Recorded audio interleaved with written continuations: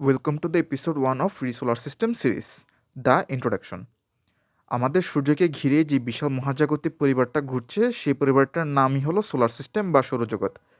বিজ্ঞানীরা এটাকে সোল সিস্টেমও বলে থাকে। এই সৌরজগতের কেন্দ্রবিন্দুতে আছে সূর্য, একটি বিশাল উত্তপ্ত গ্যাসের বল যেটা মধ্যাকর্ষণ শক্তিতে আটকে আছে বাকি সব গ্রহ, উপগ্রহ, গ্রহাণু আর ধূমকেতু। আমাদের সৌরজগতে আছে 8টি গ্রহ: বুধ, শুক্র, পৃথিবী, মঙ্গল, বৃহস্পতি, শনি, ইউরেনাস এবং নেপচুন। তবে শুধু গ্রহই নয়, আছে হাজার হাজার অ্যাস্টেরয়েড, কয়েক কোটি ধূমকেতু আর গ্রহাণুপুঞ্জ। মঙ্গলের বাইরে শুরু হয় অ্যাস্টেরয়েড বেল্ট, যেখানে হাজারো গ্রহাণু সূর্যকে প্রদক্ষিণ করছে। নেপচুনের বাইরে আরেকটি অঞ্চল আছে যার নাম কুইপার বেল্ট। প্লুটো এই কুইপার বেল্টে অবস্থান করে।